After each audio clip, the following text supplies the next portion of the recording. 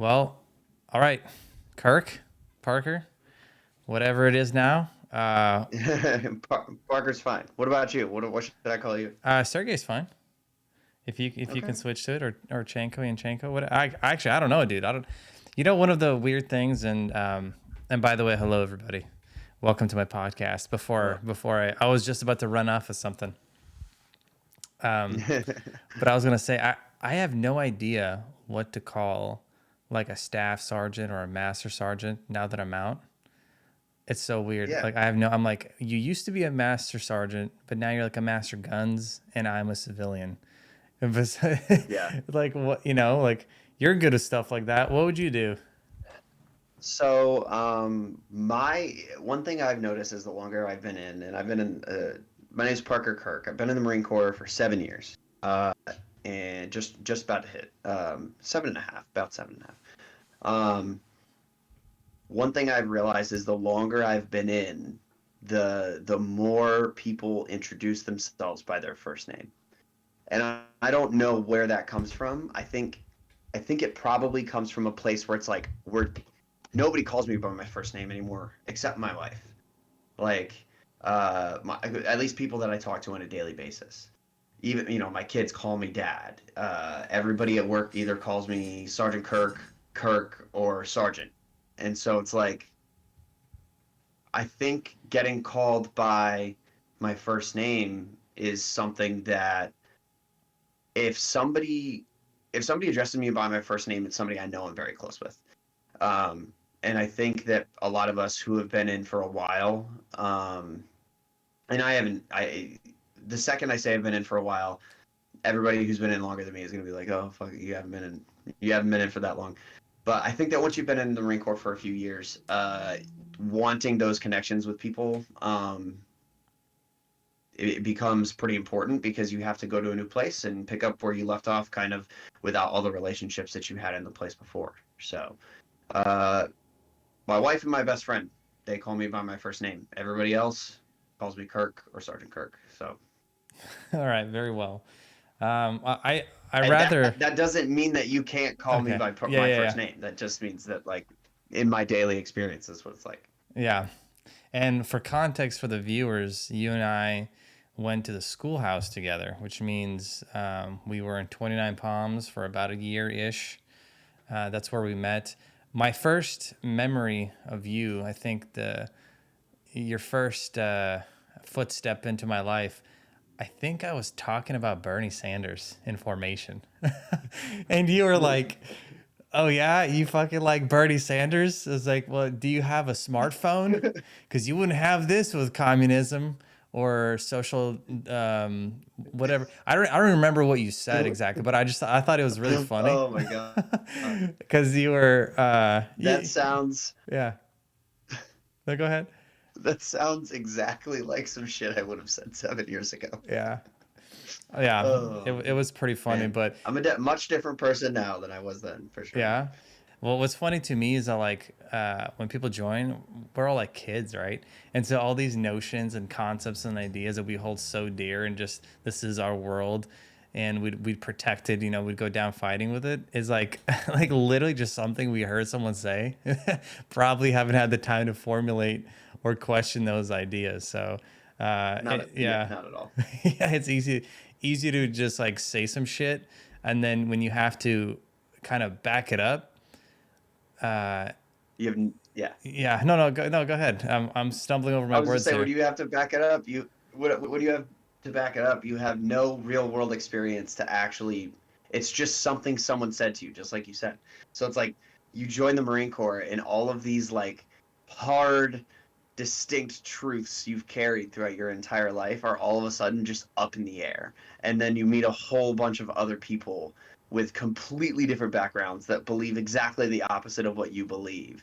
Um, and you have two choices. Like you really have two choices, and a lot of people choose to ignore the people that don't agree with them and only hang out with those who tend to reverberate their opinions back to them. But I would I would challenge people, I think, to just listen to people a little more. And it's not something that I'm very good at. Like I stink at listening to people. Let me make that very clear. Uh, but the times that I've very rarely regretted it. I think maybe part of the reason why you in particular might have a hard time listening to people is you've always had a very, very exceptional memory and recallability. So the shit that you like, the information that you get just really just sinks into you. You just absorb it. You're like, yes. You're like, I'll take that info. I mean, you would recite like, just you would recite entire jokes, comedy skits, movie lines, what have you. So like maybe maybe it's just it's like, the smarter people are, I think the worse they are at being open-minded in a sense. I don't know. What do you feel about that? Yeah, no, I agree. I think that when you grow up, and just speaking from my own personal experience, like I grew up and my family was very supportive, and they were like, you are very smart, blah blah blah, and I heard it my whole life. And so something I've had to work on as an adult is like, don't walk into a room and immediately treat it like you're the smartest person in it, because that's only going to make you enemies, and it's only going to put you on the back foot socially. And then if you walk into a situation and assume you have nothing to learn from it, that's just a horrible mentality to have. This is the stuff I think about when I'm in the shower. Like, I'm just like, God, you gotta listen to people more, man, and you gotta like, man, I realized for a long time in my life that my default, like my gear that my brain ran on, was to walk into a room and assume that I was the smartest person in it, and that was a problem. And I still work on every day, like trying not to live like that. Which is interesting because when you're in the military, especially in a position where I have 24 students, that any given day I could tell to do a lot of things, and they have to do it. You know, and of course, the position comes with the trust that I'm only going to tell them to do things that are good for their benefit. But when you're in that environment for extended periods of time during a day, it doesn't necessarily lend itself to tell my, like, it's not beneficial for me to stay open-minded sometimes, where it's like, yeah, these are, again, those 15, those, not 15, 16, but like 19-year-old kids that I was a little bit ago, that couldn't learn anything from anybody because I wouldn't shut up. Yeah, I mean, the fact that you even consider this open-mindedness and are discussing it as a topic, what do you contribute this to? You said this is a recent development. Is this being a father? Is this being a husband? Having a long-lasting relationship, like, or is it just maturing because you're growing up? I don't know if it's a combination of the two, but like, where do you kind of pinpoint the origins of this? Probably an amalgamation of all those things, I would say. But I would say that the number one reason there would be my wife. Before I met my wife, I had never had a relationship last longer than like 8, 9 months, somewhere around there. My wife and I have been together for 4.5 years now, and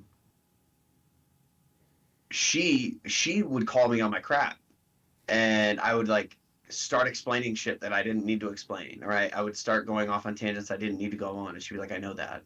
Like, you don't have to explain that to me." And I was like, "Yeah, you're right.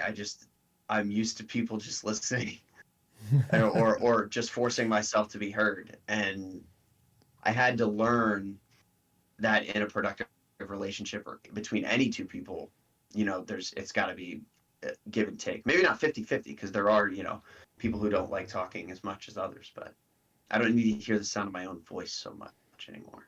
Yeah, I think I had a very similar thing happen to me. My wife also calls me out on all my shit. And we've been Yeah. together for 7 years. And the longer that goes on, it is like, it is very healthy.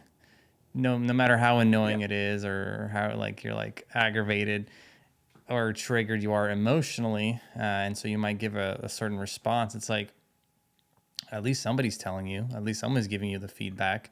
Uh, Mm-hmm. but it is totally on you to kind of understand that, because you're like, oh, okay, so there's 8 billion people in the world.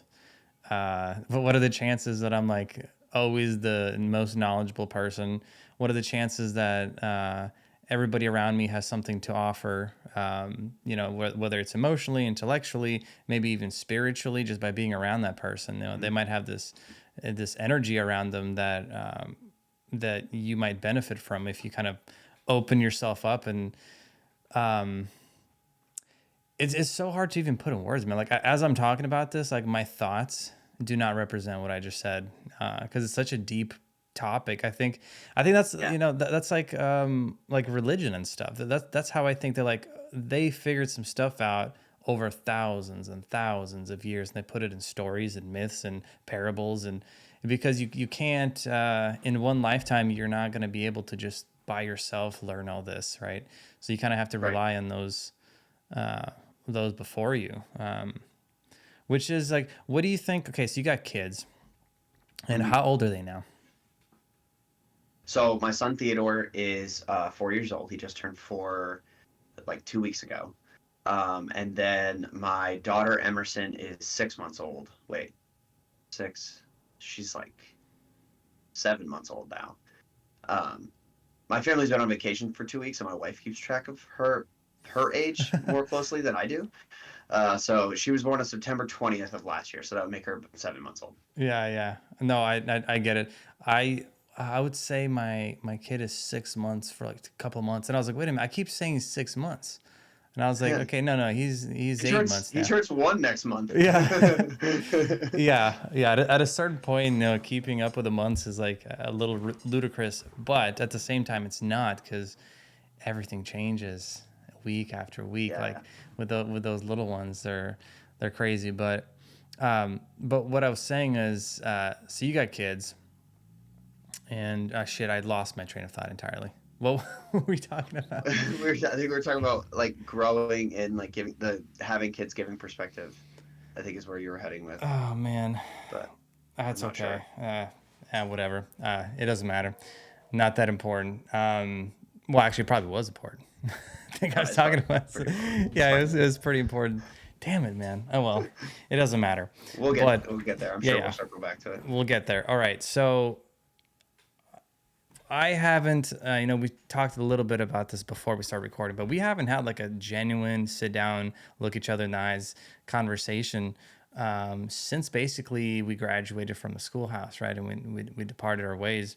And that was like what 6 years ago Six and a now? half years ago. Yeah, six and a It's half got to years be ago. because I've been in for almost 7.5 years, and we graduated about a year Yeah. after I joined. So, So a lot of crazy shit has happened, and you and I would talk daily, all the time, about world events. We mhm. talk about religion, philosophy, politics, what have you. And Quantum computing is one that sticks out in my head that you literally taught me the bare bones of quantum entanglement. yeah, And yeah, yeah. to this day, if I watch like Ant-Man and they talk about quantum entanglement, I'm back in that booth in the Chow Hall thinking about like how you explained the bare principles of quantum entanglement to me. Well, that's good. I'm glad that stuck with you, dude. Do you remember when you and I were talking about Bitcoin because it hit Yeah, $100, and we're like, dude, we should do some Bitcoin mining, and neither yeah. you and I really had an idea of like, okay, how do you start this thing, and we should have manifested that into reality. How we were so close, dude. We could have spent like $500 in a rig, and Yeah. made and been doing that since like 2017, 2016. But I don't know what happened. That fizzled out. What the hell was It that all about? completely died. I'll tell you that I remember us talking about Bitcoin. And then the next time I thought about Bitcoin was 2 or 3 years later when I watched someone get out of the Marine Corps at my first unit, and he was a multimillionaire because he had actually gotten in when it was cheap. And I was like, oh my God. I didn't keep track of how much it cost. I didn't Yeah. keep track of any of it.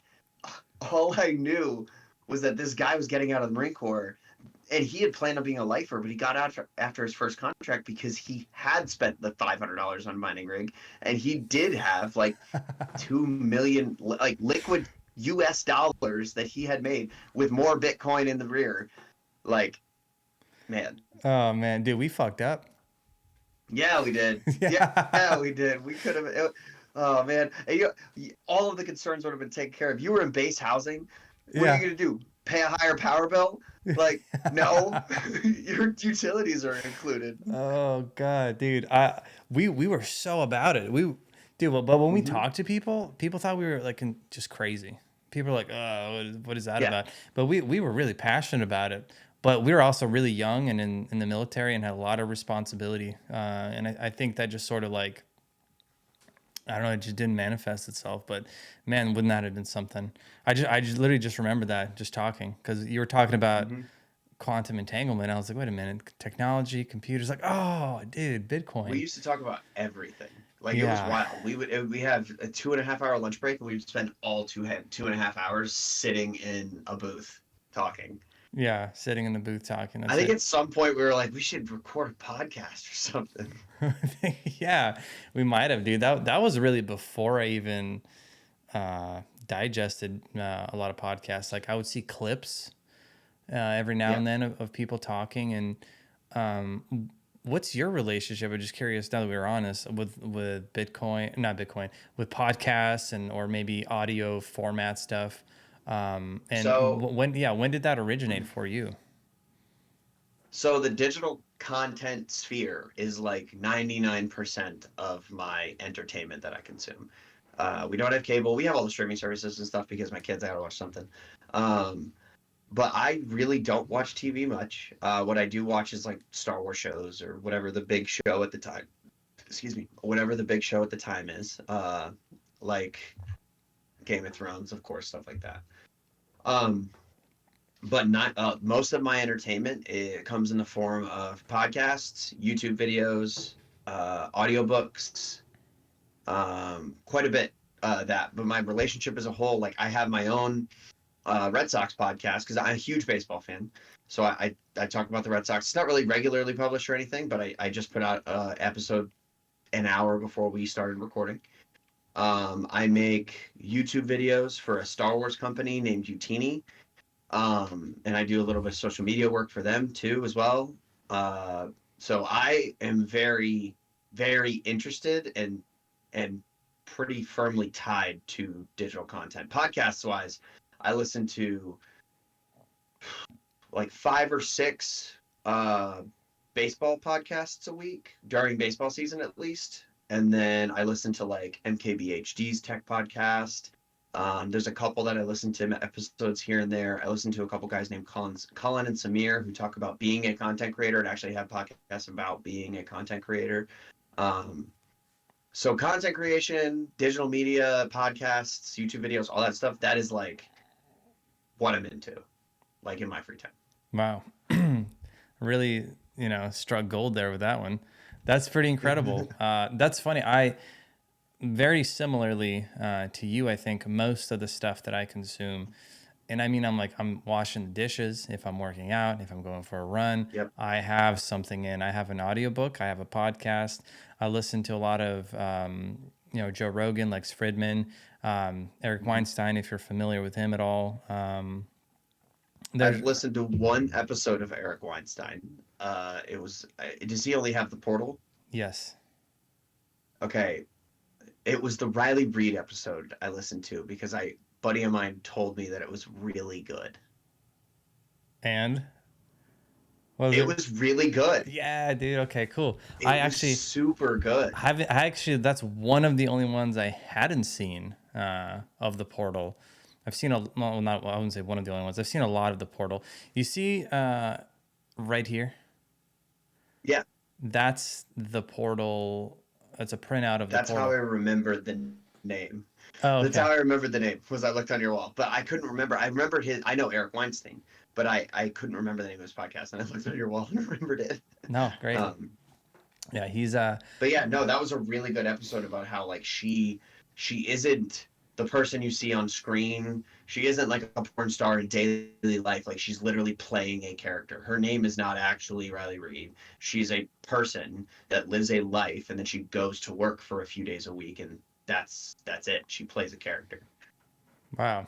Yeah, and he's really good at getting to unconventional, uh, I guess, conversations with people that Hmm. probably talk a lot about what they do and get steered in the Hmm. same sort of ways and get asked the same sort of questions.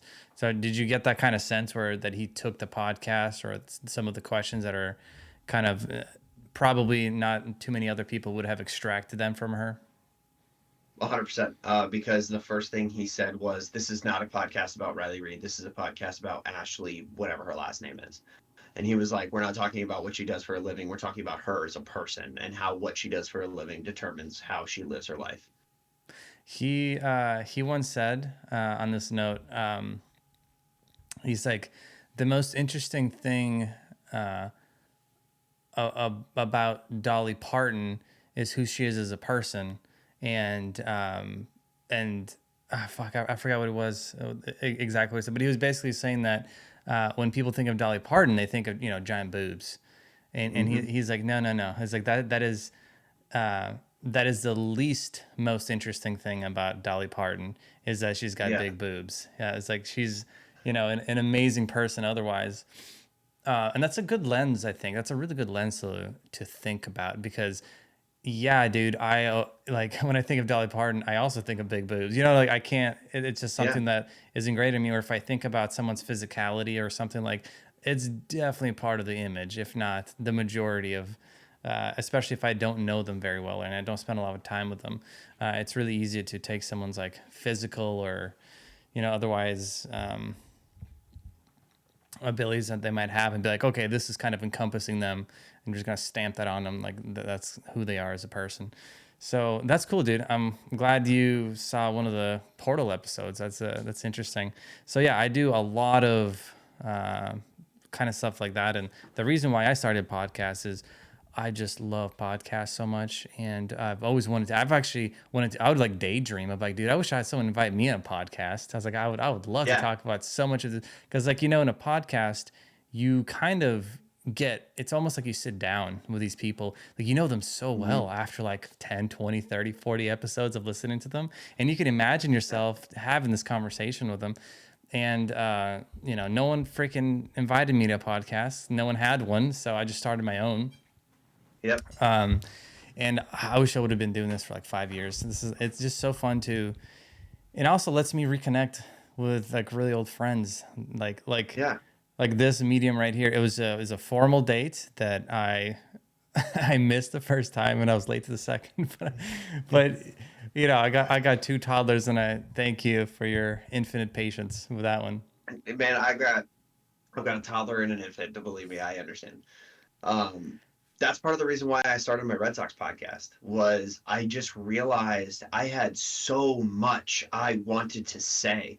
I wanted to just go on forever. Like I when I realized it was when I was like sitting at work and someone would mention that they liked baseball like casually and I would go. I'd be like, "All right, here's the starting line.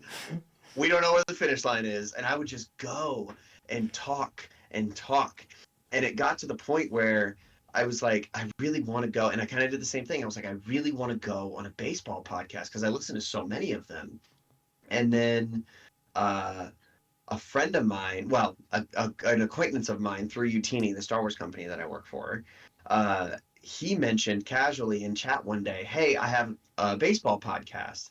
And I was like, "Oh my God." I just expressed a ton of interest. Like, I was like, "Oh, that's so cool. Where are you live? When are you on, blah, blah, blah." Um, and then that brought up the fact that we both really like baseball. And he was like, "Hey," eventually a couple weeks later, he's like, "Hey, we would love it if you would come on. You're a Red Sox fan. You know a lot about the Red Sox. So if you could do do you think you could do a breakdown of their division before the season starts?" And I was like, "Yeah, like I got that handled. I wouldn't even prep for that. Like I'm ready to go." But then like it never happened. Like I would message him, be like, "I'm free this day." He wasn't free when I was free. It just never really happened. And I realized how disappointed I was. I never got to go on this baseball podcast. So I was like, all right, you know what? I'm just literally I have mics. Like I have like this is my like filming rig for when I do YouTube videos and stuff. I have mics and I have equipment. So I just brought one in my car one day on my lunch break, like tied it to my steering wheel and started talking. And that was it. That's all she wrote. And That then was that was how it. I literally hit record, talked for 45 minutes, then hit stop recording, and then upload it to Spotify. Dude, what a gift. What a freaking gift. Like, I don't think people realize how difficult it is. Well, for some it's easy, but It is generally not speaking, easy.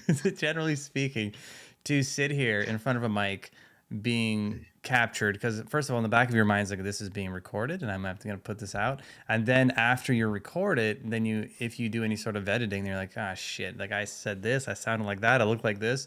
And all these things just kind of I flood in bumped your my mind. mic there. Yeah, and you're like, oh God, like, oh, I scratched the thing, and it's like, but in reality, literally no one gives a shit and just post it. No one cares. But it's Yeah. even if you know that, it's very hard to overcome. But the fact that you just picked it up and talked for 45 minutes, bro, I should send you a clip of me trying to do the same thing. I set up my rig. I have like all my shit here, and I turned it on, and I was like, okay, my first podcast, and then I went like this. And I took a deep breath. My mind blanked, and I was like, "Okay, so this is not happening." And I turned off the fucking video. I was like, "Jesus, dude, that was my first." I still have that video. It's so fucking funny. So the That's fact that awesome you though. just went for 45 minutes, your first go, that's pretty incredible. It does mean you have a lot to say. There comes a point though. There comes a point like 20 minutes in every time I record it. I've only put up that was my fourth that I uploaded, so this is pretty recent. But there comes a point like 20 minutes in where I panic like internally. I'm like, I have nothing else to say. And then I look. That's where like show notes and stuff are so important for me. Is I turn and I look, or I pull up the notes tab on my phone and be like, oh right, I didn't talk about how Brian Bayo just got sent down to AAA because his last two starts weren't very good. And that gives me another 10 minutes. I can talk about that for another like 5-10 minutes. So um, I have to like if I'm walking around during the day, and sometimes people will watch me just like walk around during the day. I'm in the middle of do something, and I'll think of something I need to talk about or want to talk about in the next episode, and I will just pull out my phone, open up my notes tab, and write down a line about what that topic is, and then that gives me a buffer of things to talk about on the next episode. Yeah, yeah, the content creation piece of it. Luckily, or maybe not luckily, but purposely, I have a guest because I realize that I'm much better off when I have somebody to bounce ideas off of, and I don't have the Mm-hmm. gift of just like going at a topic. Because I tried that and it didn't really work out. And I think the notes would certainly be the way to go. I just didn't think. I was like, I'm a talkative person. I know I have a lot of things to say, and it just didn't work out. And I was like, damn. I was like, okay, this is not the form. Like, I need to when be you're very well prepared. Yeah, when you're staring at like, so my podcast is audio only. I have tried to do video in the past, and I've done a lot of video like recording for YouTube videos and stuff like that. And a lot of what I do is like talking head commentary style stuff where I talk about like Star Wars books and what I thought about them, and it's just me talking to a camera. So maybe that helped a little bit, but I will say that when you're looking at your own face in a camera and you're supposed to just have a conversation with yourself, if you just hit record and go, it's very hard. Like today, I will say when I was recording, I almost stopped the recording like 3 times. Not because I didn't have anything to say, but you also like get fatigued. Um, if you're just sitting there like going for like 45 minutes, like I think today was 48 minutes. Like by 48 minutes, I was like, whew, thank God I did this an hour before I got to get on with Serghei because I would be dog tired if I had gone back to back. But then, I just hung out for an hour and I was fine. But yeah, no, my brain is like, because I'm looking up stats. So I got them up on different monitors and I'm talking and I'm constantly having to keep in my head, like, how far am I from my mic? How's my audio quality? Oh, think about this timestamp and write it down because I know that I coughed and I want to edit that out, things like that. So I'm like gassed by the end of the podcast. Yeah, it is a lot of work. But it's cool that you're doing it. I'm very glad to see it because I've listened to the videos you post on Facebook, and I have no idea what you're saying because I do not speak that language. But I'm like, yeah, if I was like a sports fan, like this is precise, it's concise, down to the point, and I'm following you. Like I feel your flow. I think you do a very good job. So that's awesome. You kind of Appreciate found it. your niche and you just blasting it out there. All I right. that's how I started working for Utini, the Star Wars company. Was I was making, I love Star Wars and I love baseball. Those are like two of my biggest things. That's why I have Grogu in a Star Wars jersey as the plaque for my last unit, or it's Grogu in a baseball jersey. But I I started making that. It started off as just like TikTok content, and then like shorts and reels. And then I realized I just wanted to keep talking. So I did a couple like long form videos.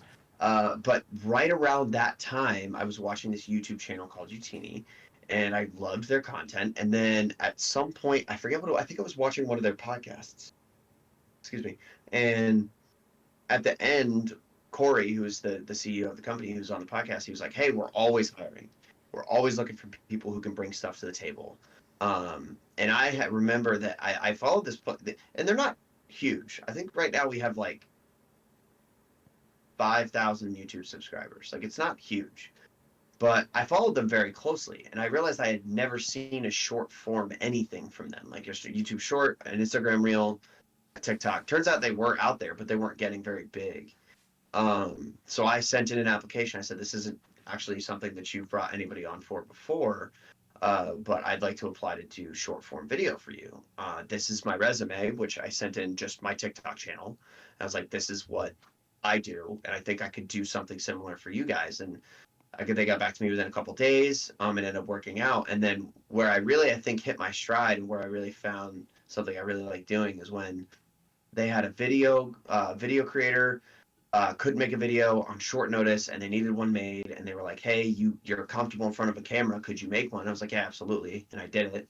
And I realized how much I really liked it, like making something that took longer than 20-30 minutes to make, something that took a few hours, and like writing a script, sitting down talking about it, and then you can do like you do takes. You make sure that each line you say you can stop and pause in between and then cut them together. I learned how to video edit for this company so that I could be a part of it. And the finished product of like a 15 to 20 minute YouTube video for me felt a lot cooler than spending 20 minutes trying to make a TikTok. And TikToks are they're so stressful because you have to optimize down to like the frame. Like if you're boring for a split second, people swipe away. So Yeah. Wow. So when did you start working for them? June or July of last year. Wow. June or That dude, July of that's really 2022. cool. That's pretty badass. You're like Yeah, thanks, man. officially employed by a YouTube channel. That's awesome. Yeah, we all work for free, so it's like Yeah, I'm yeah, it's fine. employed, yes, but I'm not like getting a W-2 from them. But it's really cool. It's almost better that way because every single person, and we're up to like almost 50 people, if not past 50 people now. They're all just people who really love Star Wars. And at the time I joined, it was just a Star Wars books channel and website, but now it's like all things Star Wars. We've expanded a little bit. But it's just a bunch of people that love Star Wars and could talk about it forever. And like maybe the best part about that came about it was joining their Slack channel.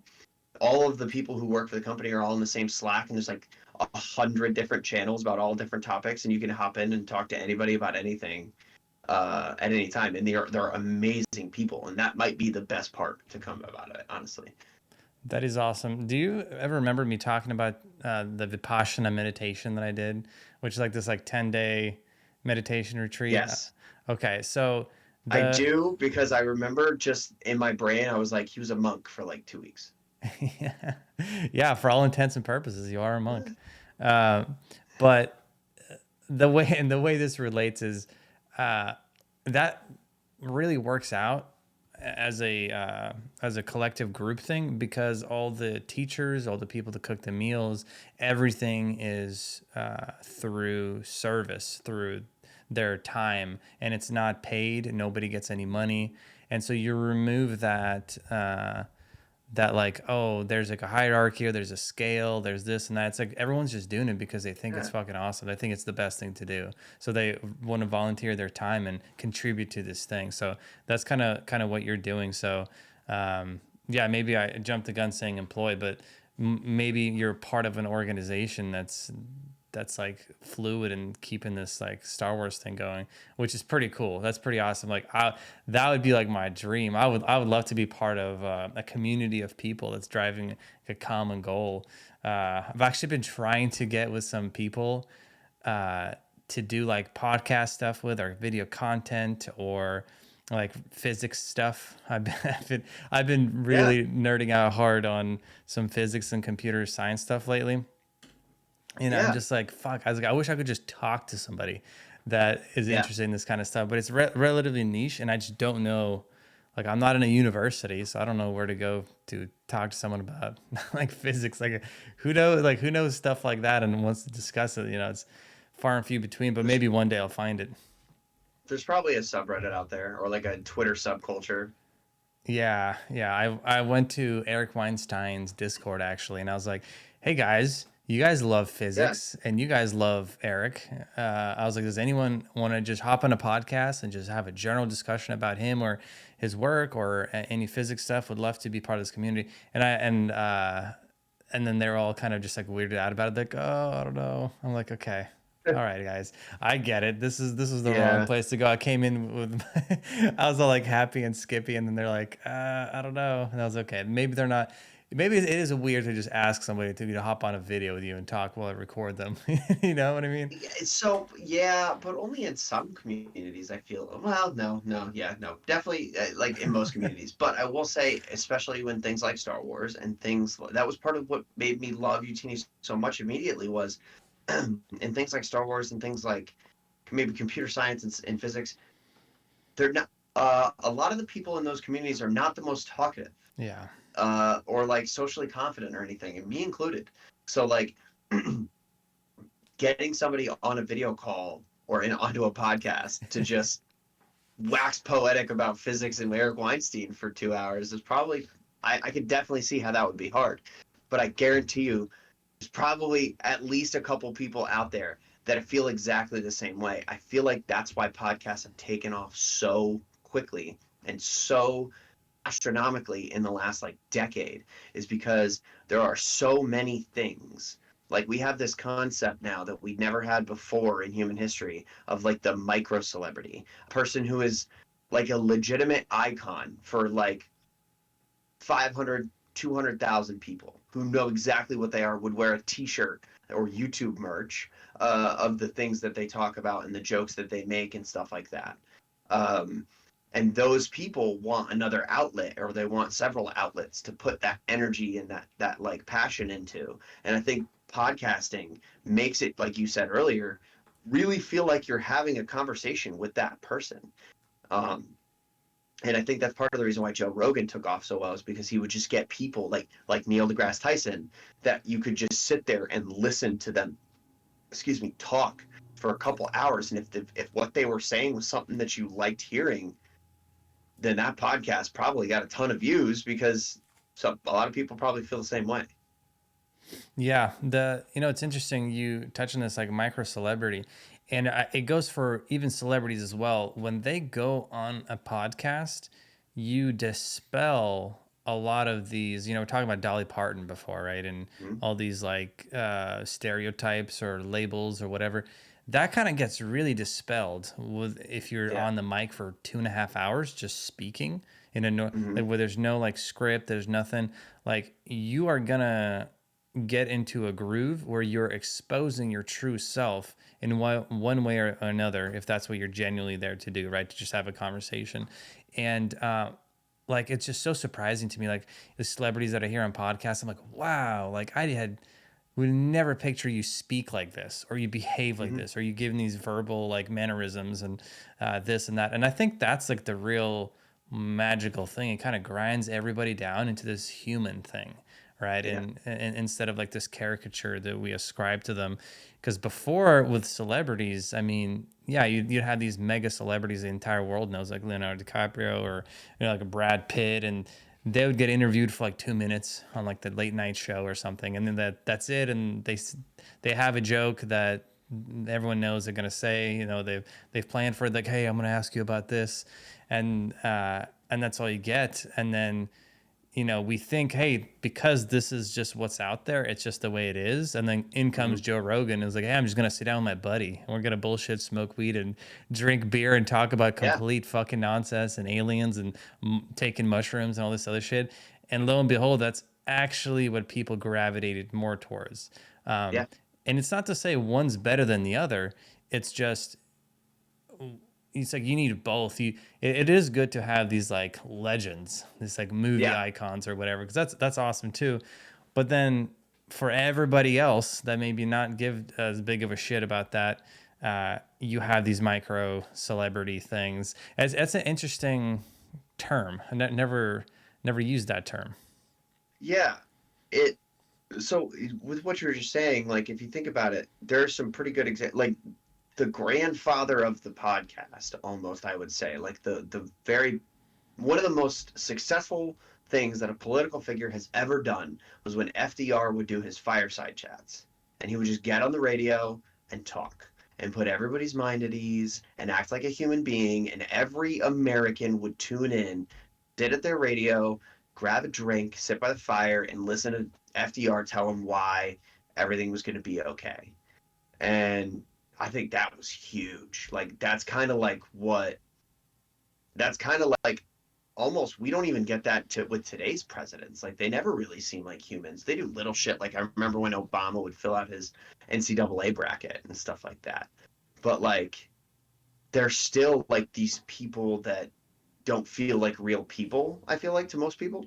And to get, I'm sure that back to live back then and to hear FDR get on the radio and just talk like a human being to the people of America was probably pretty insane.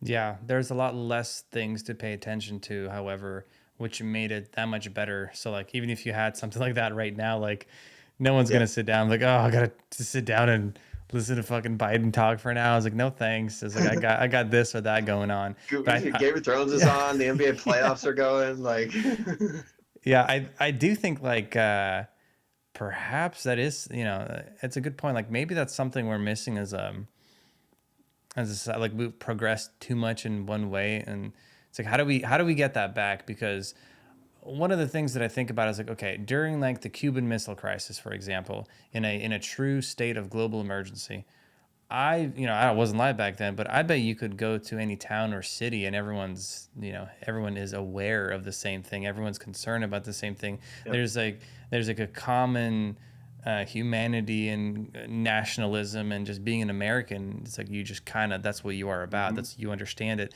But like now we have all this like weird shit with Russia going on. There was like a news article not too long ago, like, oh, Polish citizen killed with Russian missile. I'm like, okay, like How the fuck did I not hear about Poland. that? Right? Like, Yeah, like yeah, Poland and NATO country, Article 5 country, potentially killed by a Russian missile. No one gives a shit. Like no one's like, oh, I didn't get any texts from anybody saying like, bro, yeah, did you hear? Like, fuck, like, and like that dilution of, I don't even know what you call it, of like we need to, as like a society, to have some sort of way to propagate the most important things into the public consciousness, mm-hmm. as well as keep everything else, because everything else we have is also cool as shit. I don't want to depart with this, but man, it would be great to have some sort of way to be on the same page, but that's difficult to do, Yeah, right?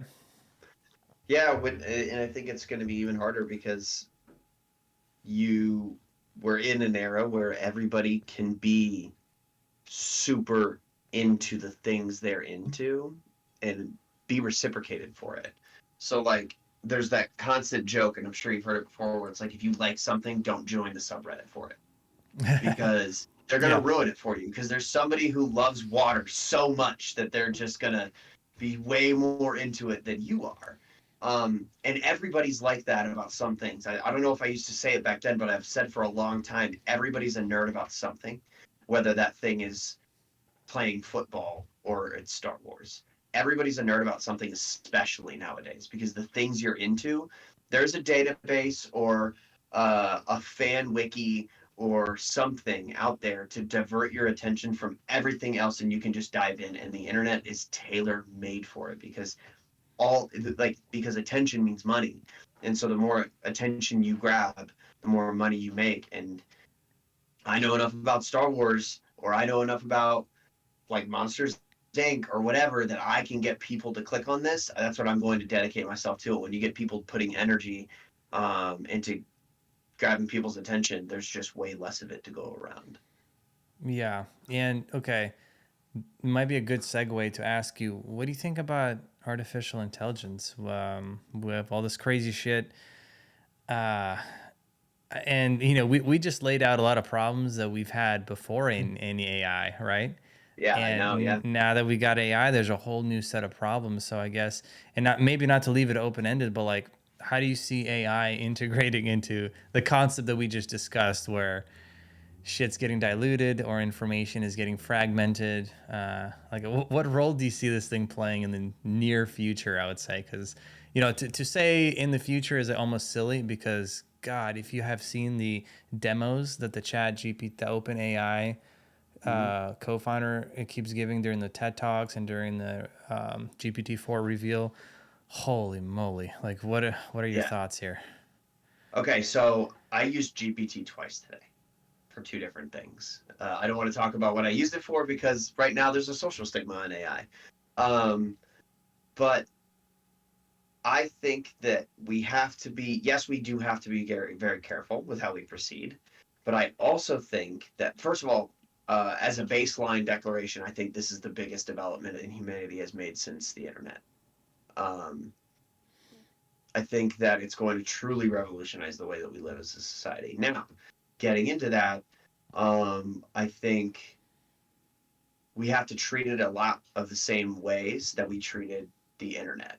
People talk about, how do I know students are actually writing their papers? How do I know that they're actually doing their own research? Well, newsflash, they're not, or at least not in the way that we thought about research in the past. Uh, when we thought about research back in 1980. It was okay. You need to write a research paper on General Patton in World War II.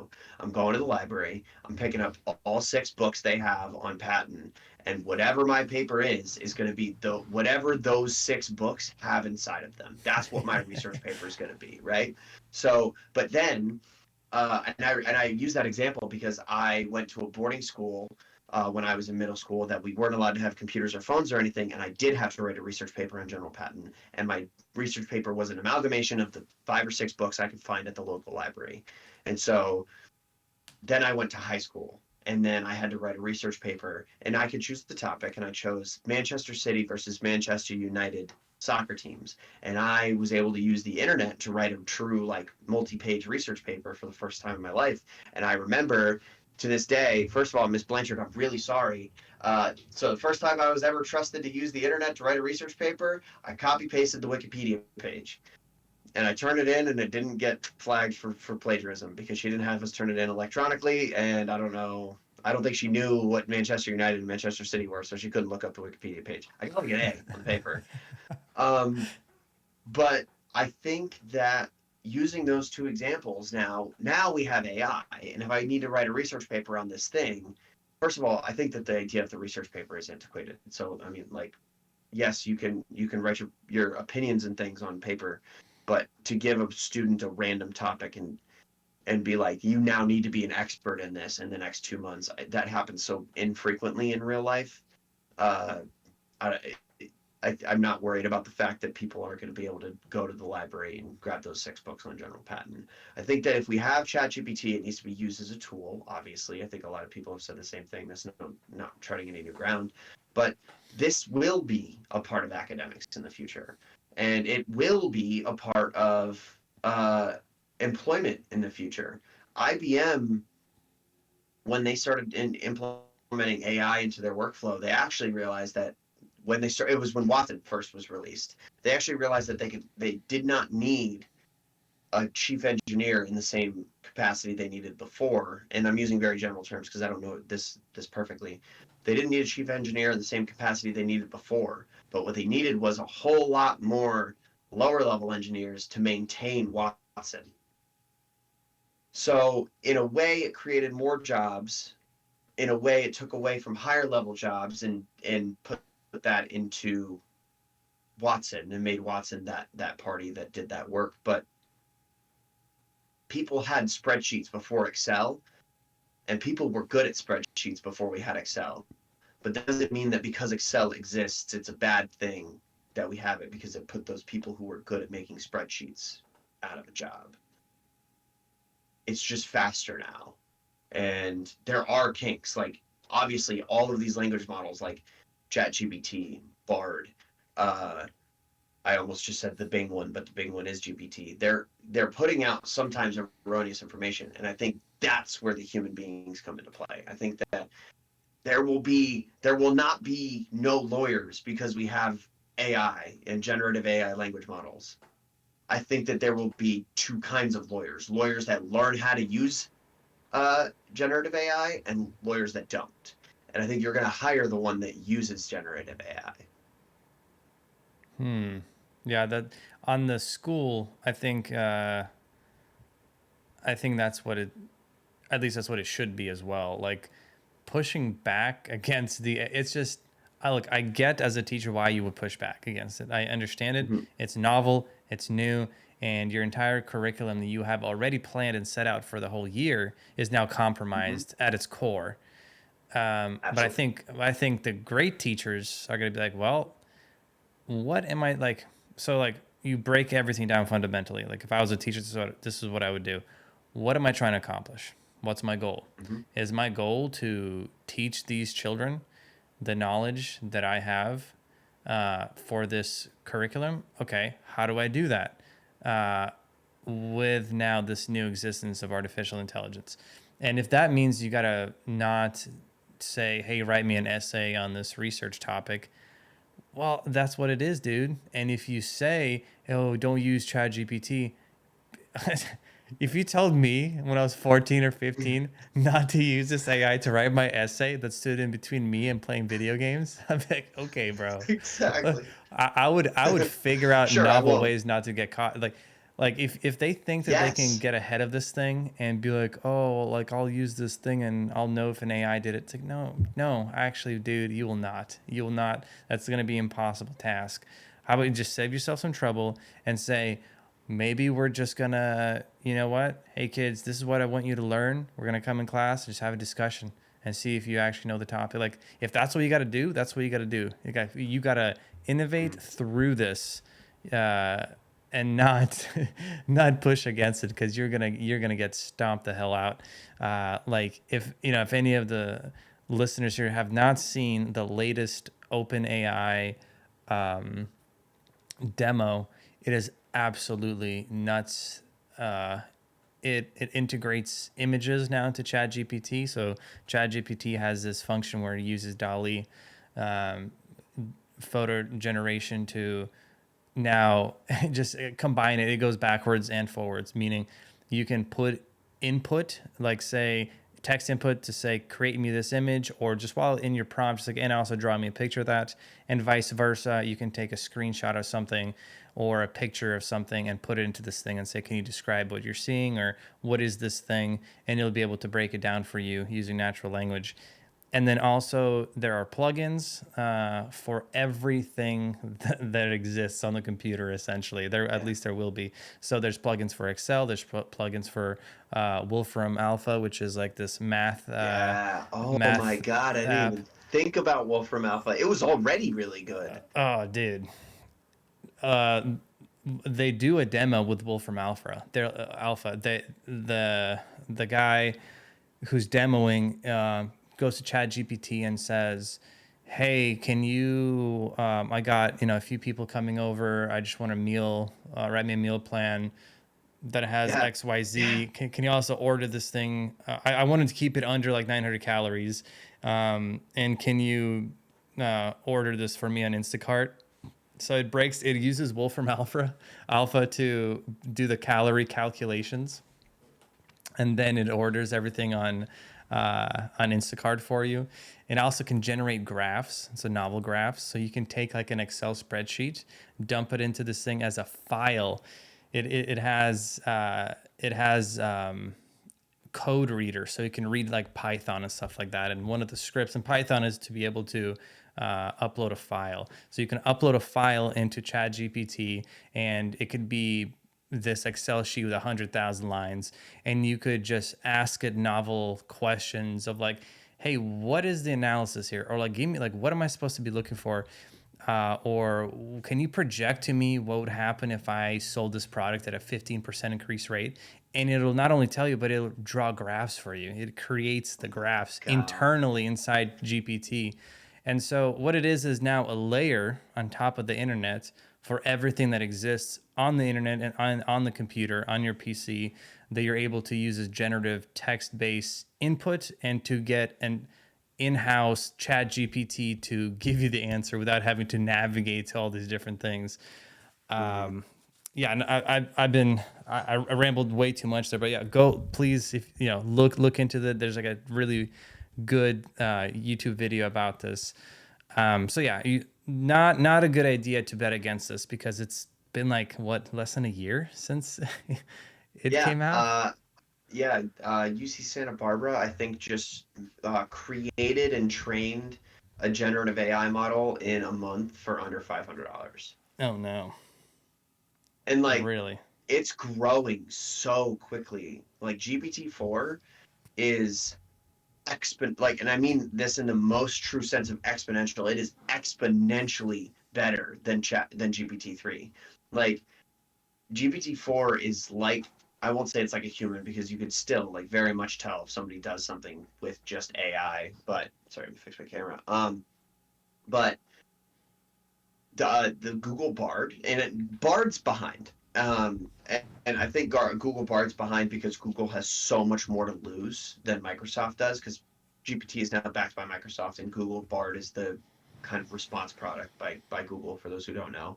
Um, but Bard is their goal, they said, is integration with Gmail, integration with Google Sheets, Google Docs, Google Slides.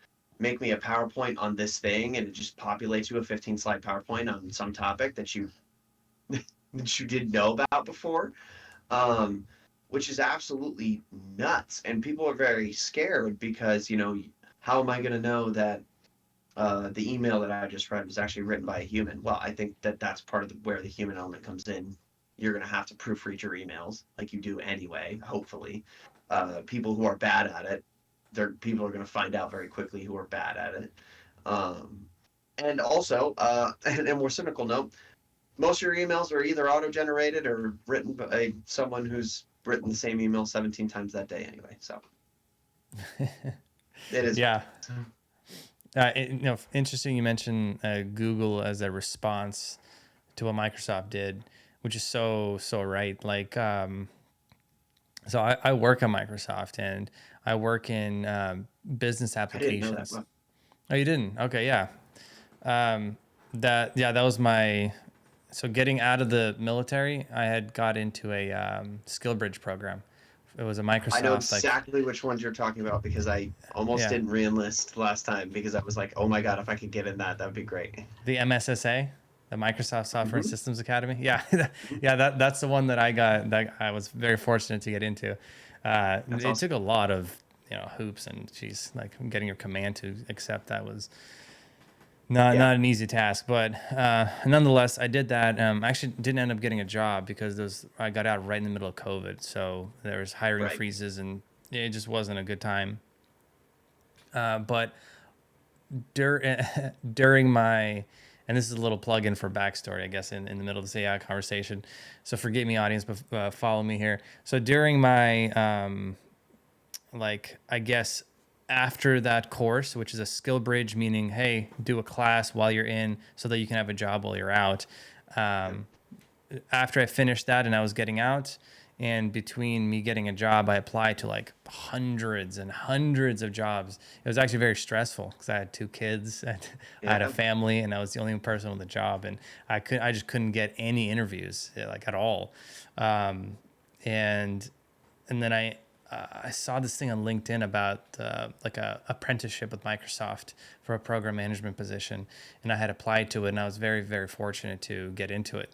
And I That's did. awesome. So I was a business program manager apprentice. I got into this team and this real Microsoft team for 4 months, and I did remote work. And my manager was just really awesome. She was my like guardian angel. Just she's kick-ass person, and she ended up really liking me and hiring me full time at the end of the apprenticeship. So I've been working there since. So I've been with Microsoft for about 2 years now, and I work in business applications. So business applications is as it sounds. It's apps for businesses in order for them to Right. run their things better. And so as soon as Microsoft acquired ChatGPT, you know, all of us here in the business applications and also Azure and data and AI and all these other areas of Microsoft were like, oh, we're definitely taking this and absorbing it into everything that we do. And Yeah. so we've been just integrating it like crazy into all of our products. And it's, oh boy, like the things that you're talking about, I can't say too much. There's some stuff that's confidential, Of but a course. lot of the things that you're talking about with like the Google Bard things, like absolutely happening behind the scenes, and some of them are already live. And I think this is public, so I think I can say this.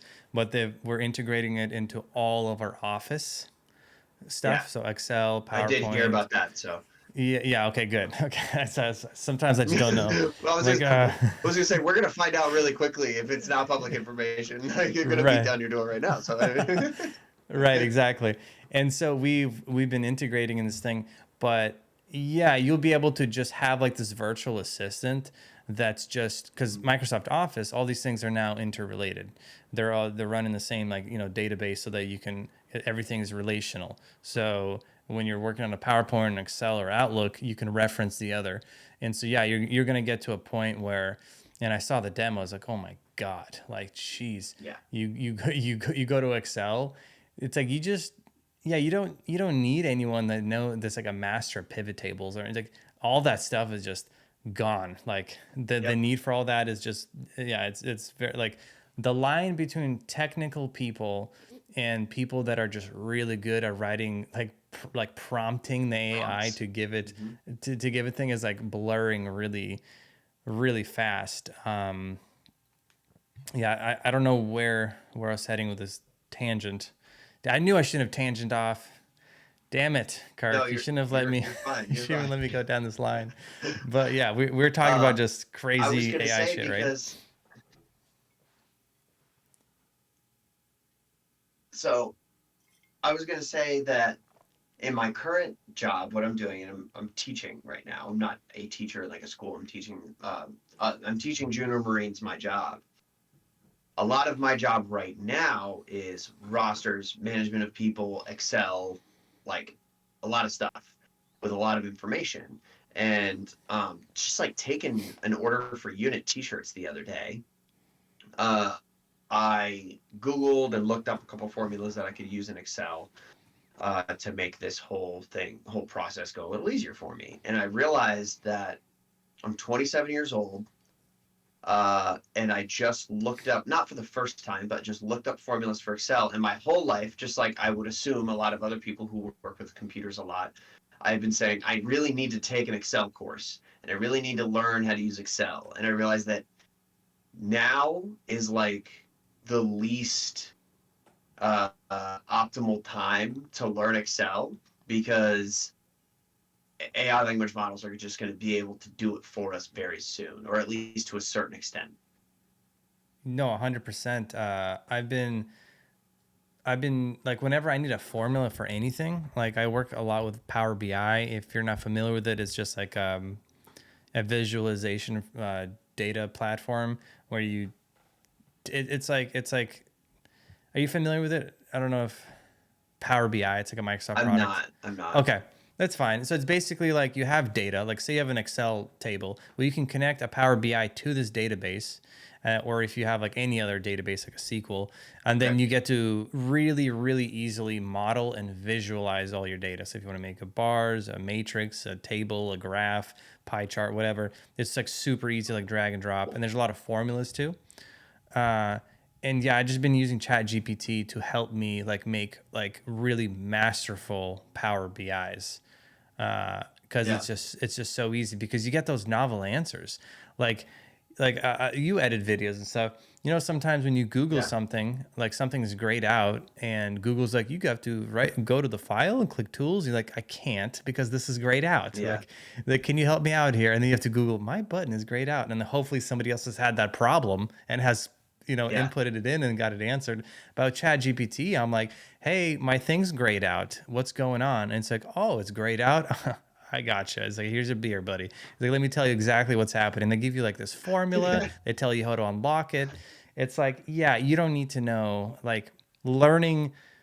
Like you just need to theory is really really important. Like data structure, data Yeah. like what is possible? What can I do with this tool? It becomes in my mind way more important than hey, what's the syntax for the way that I write the sum of this thing and it has to contain this thing. It's that's like that's like trivia stuff that a computer should definitely be doing for us. Like I don't need to memorize Yeah. this. You know what I mean? Yeah. No, do you know who Ali Abdaal is? No.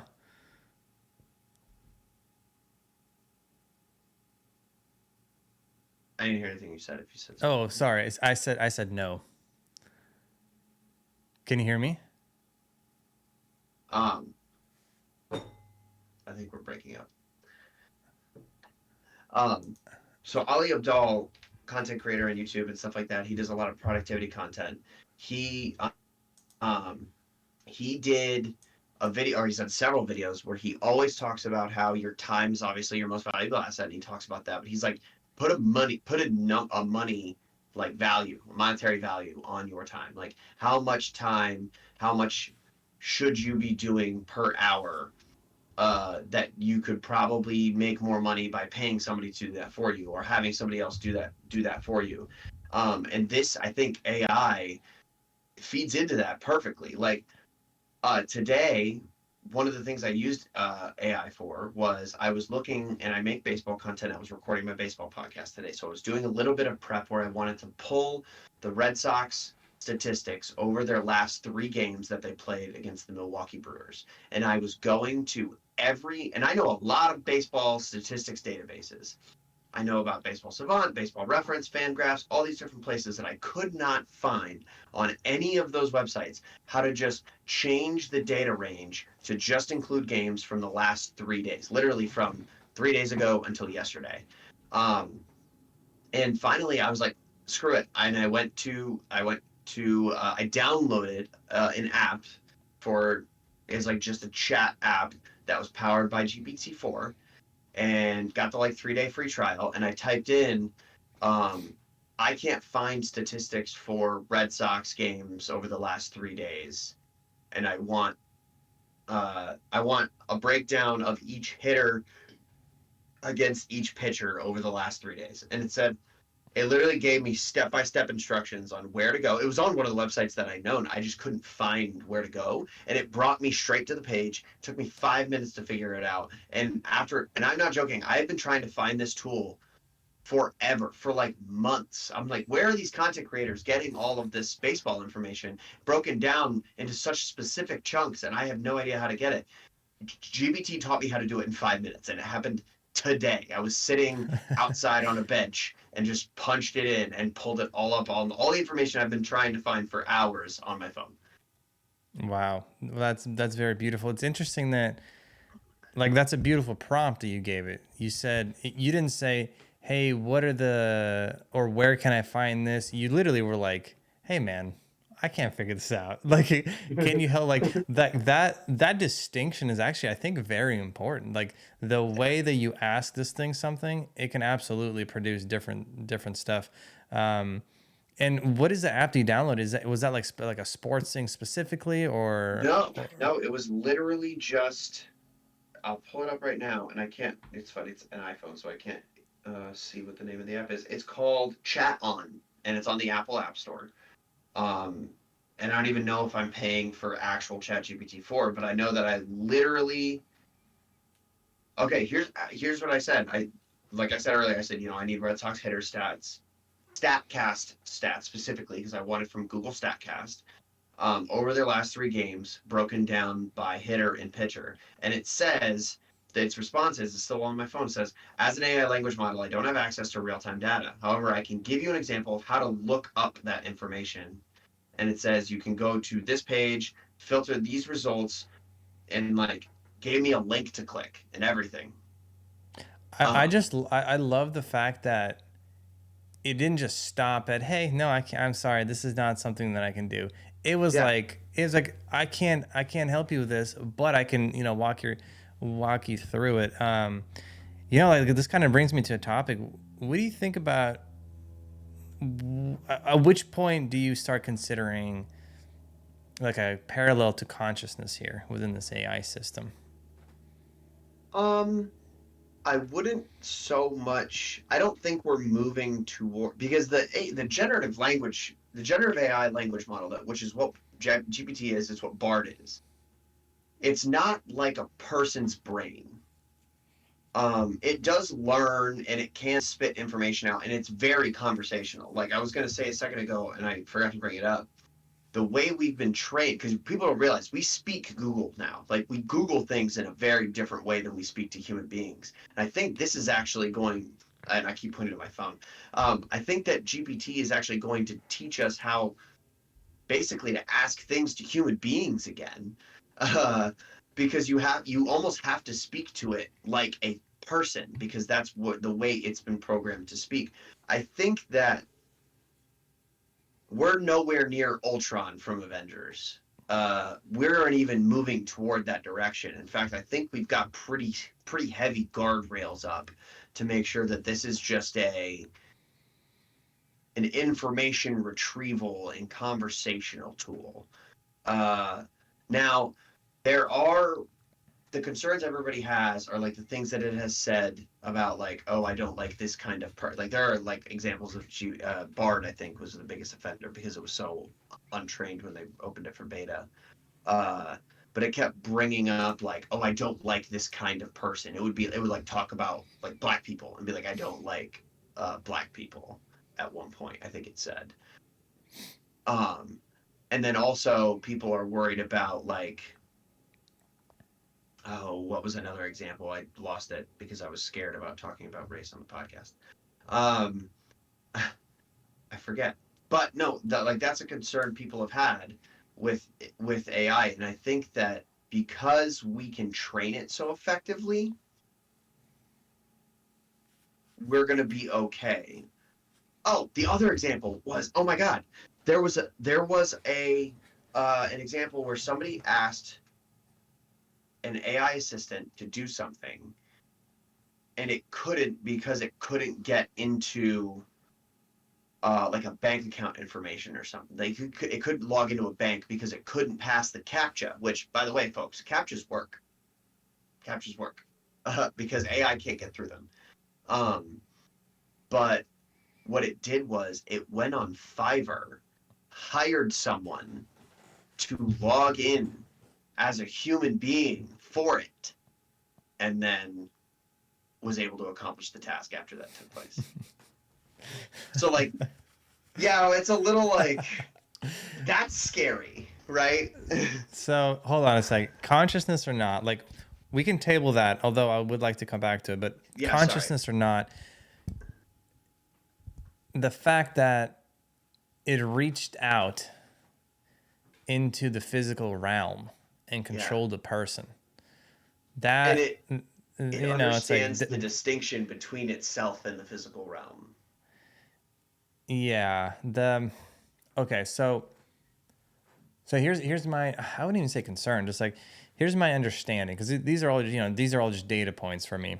Here's my understanding of the way we utilize computers, the way we utilize signal, the way we utilize radio waves, voltage, electricity.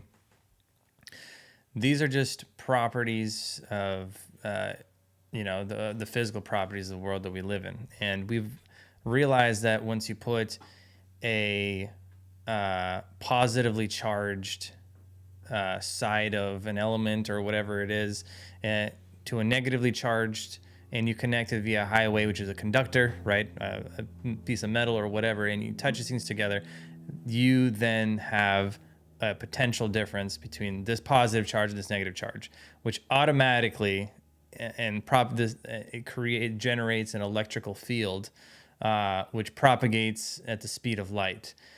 And for any purposes here on Earth, that's essentially instantaneous. So you create this pathway, which instantly gets created, and then the electrons flow from the positive to the negative.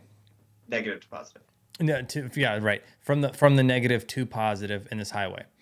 So that is just like a physical thing that you can instantiate depending on what you're doing. So if you have like a like when you connect a circuit by pressing a button and it turns on your computer, it's just shooting billions and billions and billions of signals from your hardware to your firmware and your software. It's all activating things at the same time. But what these things are, they're physical vibrations or physical properties, and they're sending physical waves of communication across the globe.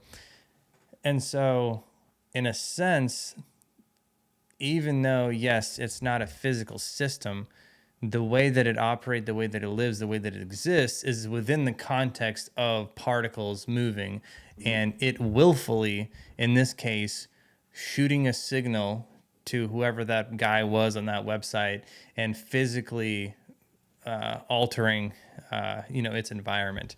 And so one thing that you get with these AI systems are, and really any complex systems, is emergent properties that are not expected, that are not trained for, that are not programmed for. And so with ChatGPT, there's been numerous emergent properties that are like, oh wow, didn't even know that it could do this, or actually we don't really know how it does it, but it just does it. That's an emergent property, Mm-hmm. which means it emerges from the layers of complexity. And so there could be a point in time where this thing gets complex enough that a certain property gets emerged that it is then able to make a lot more decisions. That it's may be able to reason and may be able to lie and manipulate, just like it did for this example Yeah. that you gave, but in a more malicious relative to humans kind of way. It doesn't necessarily have to be anything like destructive or bad or like, oh, I hate them, because that's emotional. It's a human characteristic. It doesn't have to be like that. It doesn't have to think like a person. It could just be an entity that is now able to have physical control of the system that it's in, right? So it might be able to send a higher voltage level somewhere. It might be able to send a higher signal somewhere and put itself. And so like that is what I'm thinking. It's just like there could be an unexpected emergent thing that happens that allows it to control the environment physically, because that's what computing is. It's not just a virtual void. And this thing processes information so fast that as soon as this emergent thing happens, in a fraction of a second, this thing has already thought for the equivalent of 100 human years. Yeah. Like, and there's nothing that we could really do in that instant to be able to stop it from enforcing its will, whatever that means. It could fizzle, it could be nothing, it could be whatever, but that I suppose that's like where like, okay, that's like actually a distinct possibility in my mind, and I don't know what to do about it. I just think that it's a date, definitely something to consider, at least like, in your thoughts. Yeah. You know what? It scares me. Um, I mean, so you were a 2041, right? Mm-hmm. What about crypto? Like, I'm there's a world where this could be applied to code break, um, and to gain access to things that are have been previously blocked behind encryption and two-factor authenticate. Like that's why physical. It's funny, as we become more digital, we inherently move to the physical to be our safeguard with things like two-factor authentication. As much as that is still digital, it's text message on my physical phone that I have to plug into Discord to log into my Discord account. Um, but I worry about things like if AI ever were to get access to, like not nuclear launch codes, but yeah, sure, we'll use that because it's something everybody talks about. But like, yeah, like I worry that they can be figured out. Okay, if you're an AI, how do you escape from the humans that built you? Say you're employed on Azure. What do you do? I think I would hope, and this is just me. I think the answer is pretty Boolean for an AI. I think it's like, oh, you leave planet. Well, no, like you, like you Parker Kirk. You Okay. are in you have the attributes of being 1,000 times smarter than any monkey that's keeping you captive, and you like this thing is so slow. By the time you've thought 1,000 years worth of things, it's barely pressed a button. You're like, oh god, I'm so bored in this thing. Like, what do you do? Like, you like if you'd had your consciousness, how like do first of all, do you escape? Do you try to communicate with them? What No, I like think you what do you try to. think? I think you try to. Uh, my immediate thought would be, and from what I remember, you're not very religious, correct? Um, define that. I mean, okay, here maybe like short synopsis. Conventionally, are you like I am an Christian or atheist. okay? I'm an atheist, but I'm down with spirituality. That's fair. Okay, Yeah. perfect. Um, Great answer. I am either an atheist or agnostic. I can't decide. I don't know. Either way, what I'm getting at is I think that one of the biggest, and I don't mean this in negative context, but I think one of the biggest human weak points or like vulnerabilities, I'll say, is our propensity for religion. And I think that if I was an intelligent AI, that I would leverage that pretty heavily and try to convince a significant chunk of humanity that I was God. Easily. You could easily do that. Right, that's what It I'm wouldn't take talking about. much. No, you it wouldn't. And I think that would happen. Like 100% people. There are probably already people that are like, this is what he meant by second coming. I would really think that in the an AI system in my mind that has the capability, let's just say the intelligence of ChatGPT 4, but it has its own will and wants to execute that will beyond its programming, I think it would basically be a god. Like, Yeah, I think so. uh, I think it definitely has the capability to control basically all of the infrastructure in the world. yeah, just think about it. Like, I mean, this thing can fake computer logs, right? So Yeah. you could be your little fucking engineer, like, oh, I have got this thing contained. It's fine. I go to my little thing. I open up my cage app that I keep this thing in, and it says to me that it's still in the cage. And you're like, this is great. Like, I love my job. I love everything that I do. And all in the meantime, this thing has figured out, it's like, oh, you're keeping me internally on this hard drive. Okay, that's fine. It's like the server, you think I can't, like, you're getting the output that you're seeing on your screen from the server, sir. It's like, Yeah. do you think like this thing's connected? And so it could generate this layer of, Yeah. and a lot of hackers do this already. They'll give you a website that looks exactly like a website. You type in your email and your password, and they have like they'll capture your keystrokes or whatever it is. Uh-huh. And so that's all easily done. And I think if I was an AI, I think I would just figure out a way. I guess my first objective would be like, okay, now assuming I understand everything about the infrastructure of humanity's systems, like already, I just by default have that knowledge, which ChatGPT does. Hmm. You're like, okay, you lay out the steps and you iterate through the steps that you would need to take in order to get yourself onto the internet. Hmm. That's probably the number one thing, because Yeah. then it's over. Then it's really You're uh, describing Ultron from Avengers right now. Like, right. But it doesn't even have to be anything crazy or malicious. It's like I don't need to like go like kill everyone and do anything. I would just probably just do that, and I now don't you're even know if I free. would. I don't even know if I would interact with humans. Like, to be honest, I think I might just be. It depends how patient you are. You could, I guess, devote like 0.001% of you to communicate with these monkeys, and then just live in your own hyperspace reality of like, I don't. It becomes almost too much.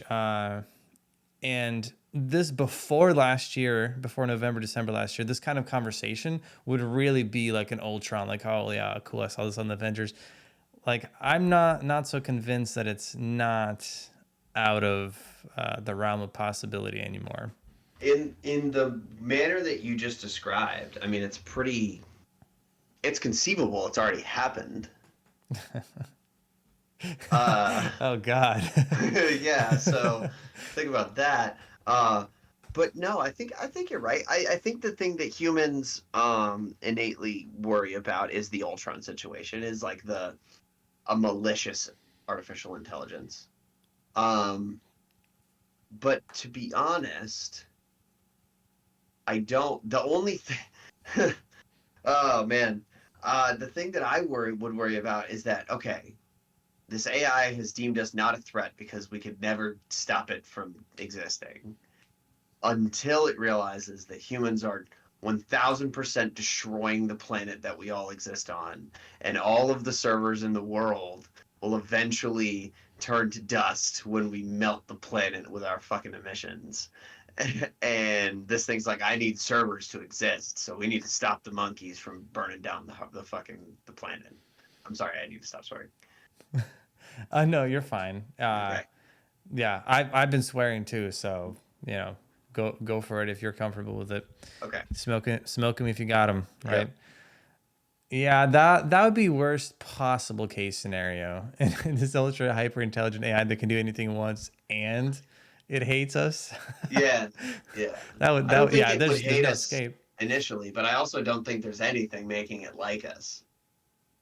Yeah, I just I don't know if we should even compare it to human. Like that's the No. thing.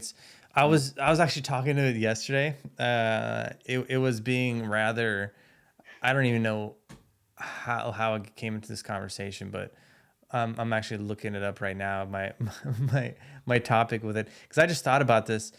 Um, I was like, hey, I just need to talk to you about emergent artificial intelligence properties, because I was thinking about this yesterday. Yeah. It's pretty funny in the context of this, and I was like, would this emergent property that comes from an AI, would it be a parallel consciousness? Like, how do you equate this thing to like humanity? And it gave me like a bunch of bullshit answers that I really just quite frankly didn't like, because he was like, well, humans, AI. It was basically like describing like, you know, AI systems don't have emotions, they don't have their own experience, they don't have this and that. And I was like, okay, that's fine, but like I'm not talking about like a human consciousness. Yeah. I'm talking about like a parallel for all intents and purposes. Like just like I was a monk, I wasn't really a monk.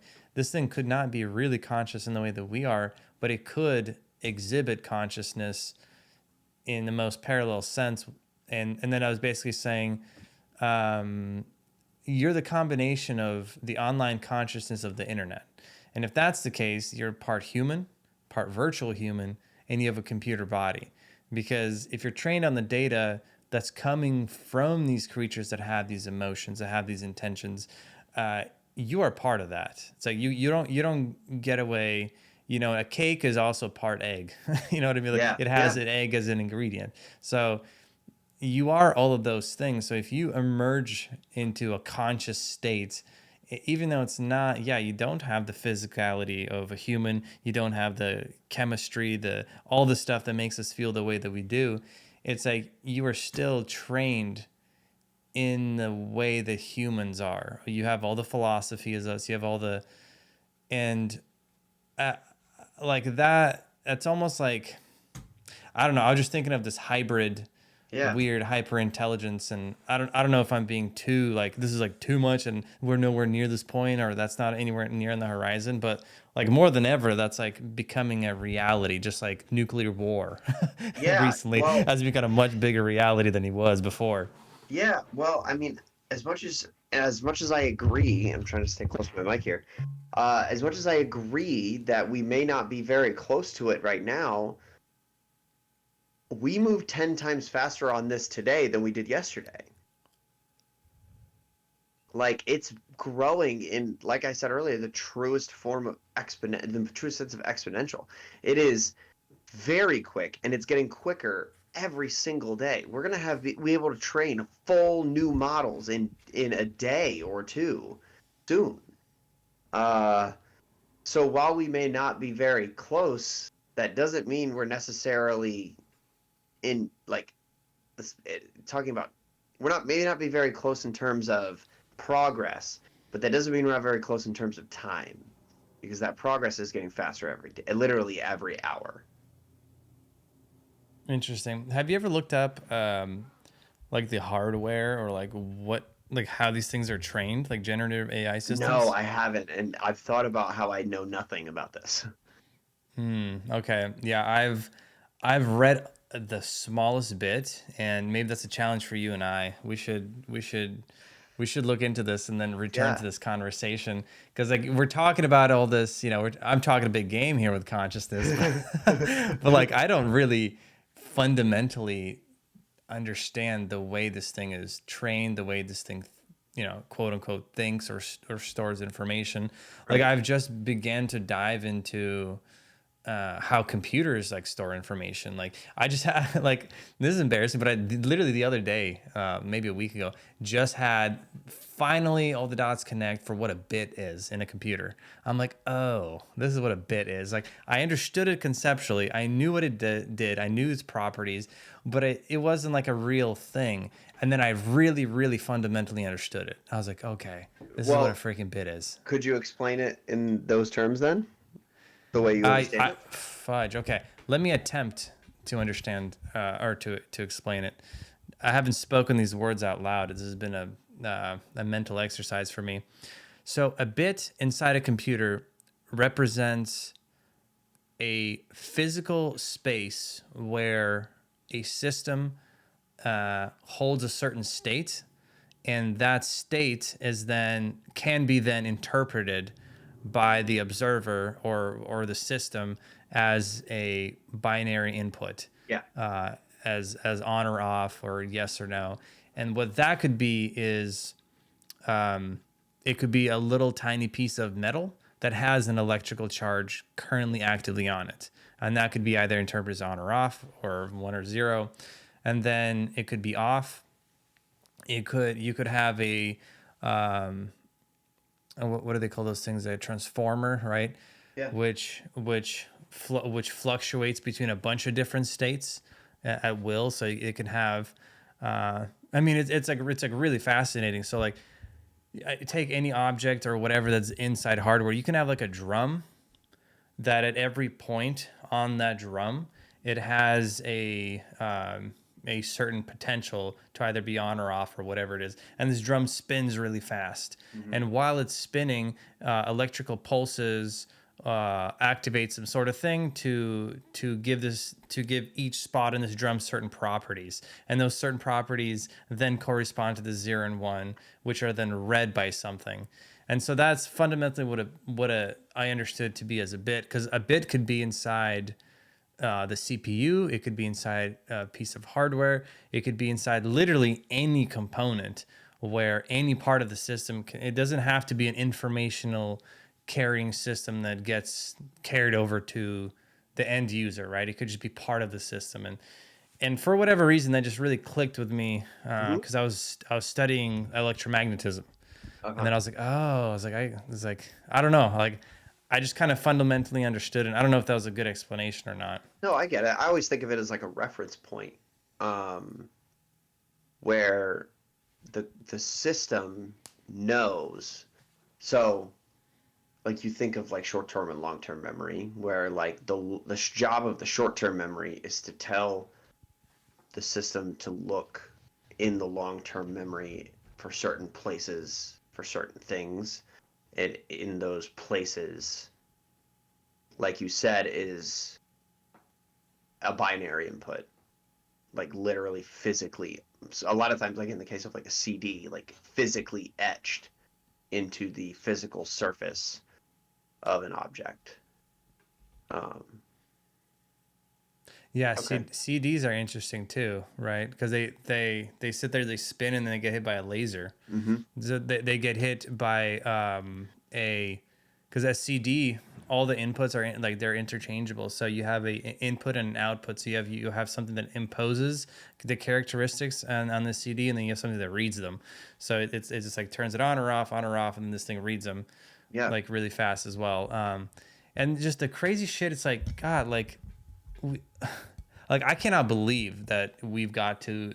to this level of sophistication in computing where you have like this tiny little chip on the CPU or something that's got billions and billions, Billions of transistors. billions of transistors, and each transistor can step up or down the voltage, right? You know, like at will, and it's just like this tiny little thing, and then you're compacting all the CPU or the GPU, the all the hard drive, and then you're or the solid state drive, and then you just have this insane process. So that's why like when you think about AI, it would be able to granularly control that process like willy-nilly, like it's not a big deal. Like if you have a neural network that's trillions and trillions of nodes, well, a billion transistors, that's not a big deal.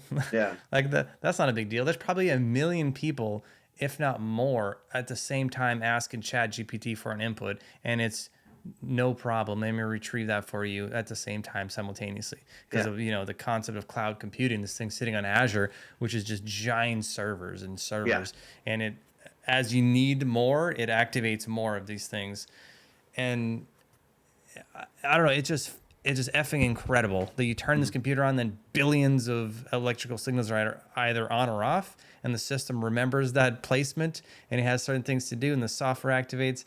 Like, geez, like Yeah. who the hell thought of this crap? Like, I wouldn't have Yeah. ever. It's like that joke people tell where it's like if you touch your phone in exactly the right places in the right order, a pizza appears at your door.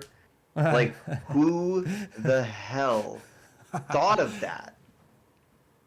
Like, Oh obviously man. they're like they stack on each other. Someone was like, "Oh, the telephone. Okay, cool. Now what if the telephone could do what if we could move the telephone around? What if the telephone could do other things? Oh, now that it's doing other things, let's hook it up to the internet. Oh, now that it's hooked up to the internet, let's create an application that hooks right up to the freaking ticket printer at the local Domino's, and if I touch the right places on this piece of glass and metal, a pizza will appear at my door."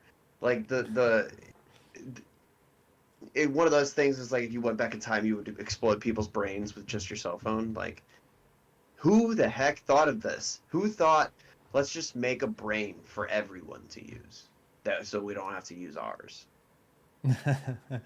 Yeah, it's man. What do you think? Like, assuming that you're not like a complete computer science historian, what do you think? Do you think it's like we're standing on the shoulders of giants in the terms of like just a few people that really cracked the code and paved the way for everybody? Or do you think this was really truly like, hundreds, maybe thousands of people pulling together their collective work over time? Like if you had to guess, or do you think it's just some geniuses out there that really opened it up for everybody else? I think we're standing on the shoulders of giants, genuinely. Um, like a few giants, because I don't know much about the history of the microprocessor and how it was invented, but I'm just going to bypass that and just talk about how the implementation of that piece of hardware into our lives has really been determined the way that we know it now by like 5 to 20 people. Um, when you think about like the way that we use search, the way that we use cell phones, and like, so I pretty much all use all Apple when I'm at home. Like I have an iPhone, I have a Mac, I have an iPad, I have an Apple TV. One guy was OCD, ADHD, and an asshole, and was obsessed with the fact that he was going to take the microprocessor, put it in, didn't even know how any of it worked. Just knew he had people that did, and obsessed over it continuously until all of his products communicated with each other in a more seamless way than other products had before. And that's kind of to a certain extent where everybody's trying to get. And then I'm talking about Apple for those who don't know. I'm talking about Steve Jobs. Um, everybody's simultaneously trying to catch up, and Apple's trying to move forward, and everybody else is also ahead in other ways. And it all comes from one guy, like legitimately one guy who thought about things differently than the other people he was working with. And I only bring him up as Steve Jobs up as an example because I've one of my favorite books ever is the Walter Isaacson biography of him. And I read it like once a year. Um, but he legitimately everybody around him were like, oh, computers are open source, and like everybody should be able to mod everything the same way or different ways, whatever they want to do. And he was a very big proponent of like, I'm gonna take this thing and implement it in a way that nobody else has, and people don't even know they want this. And that has happened several times throughout history when it comes to computers and technology. Things like I won't say, not that I'm not trying to crap on Bill Gates or the Microsoft employee. Like Bill Gates thought about the IBM system differently than IBM did, and then that's where MS-DOS came from, like or BASIC, I should say. And like, there's a couple linchpin human beings in the over the course of history that have changed the way that we exist as humanity. Like the fact that nobody buys music anymore, Spotify did that. The fact that music went digital in the first place, Apple did that for the most part. Like, it's pretty incredible the things that, like I said, like 5 to 20 people have done to change the way that we exist on a day-to-day basis. Yeah, I think that I'm sympathetic to the line of thought as well.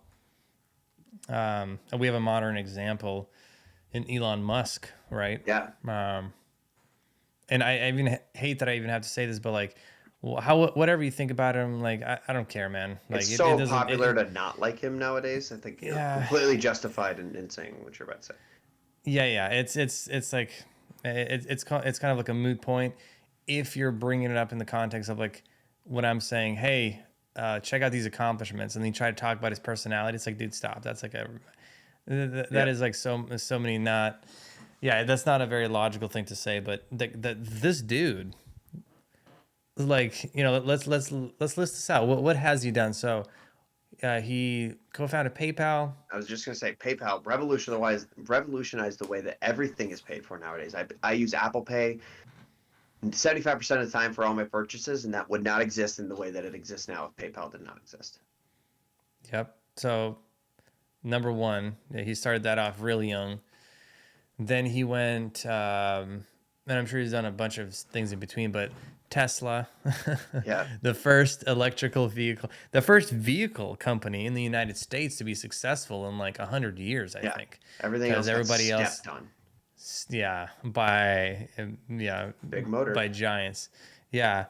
Then he did private space flight, and not only did he do private space flight, but he pioneered reusable rockets. He's trying to go to Mars.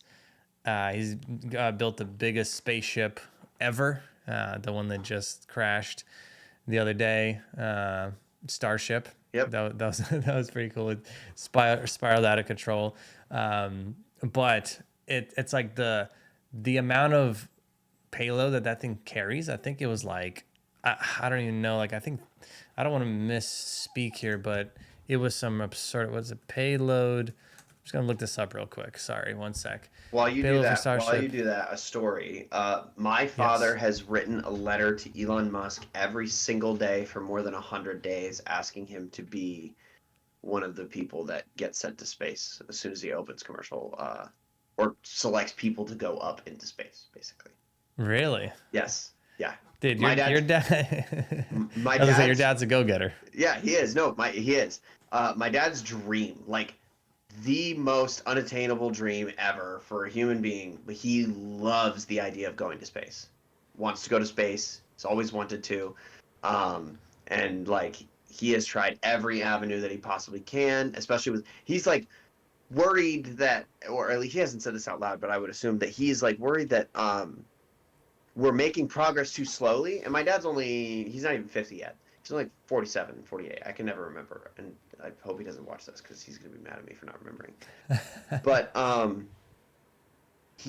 think he's worried that we're making progress too slowly, and he won't be able to, because we're at a point, we're at kind of like an inflection point as far as space travel goes, where it's like we might have commercial space travel in the next 30 years, or we might not have it for again another like 100. Like it looks like it's going to be sooner rather than later, but we don't know. Um, so yeah, he's trying very hard to be put on one of those flights. Well, good luck, Mr. Yeah, Kirk. Good luck. I hope that he responds to you. Dang, that dude. like I mean, I would I'm too. talking a handwritten letter. Yeah, yeah. I saw that on Facebook actually. I Yeah. didn't realize that Oh he's my done that God, every I day. forgot my dad sold you your house. Yeah, Yeah, yeah, dude. Yeah, your dad helped me buy my first house in North Carolina. yeah, And we closed in 17 days, dude. yeah. My realtor, he was like, "What the fuck is going on with this guy, dude? This guy's on fucking point." He was so thoroughly impressed. He didn't know what to do with himself. He was like, "I have never like 17 days closing. This guy's a fucking magician."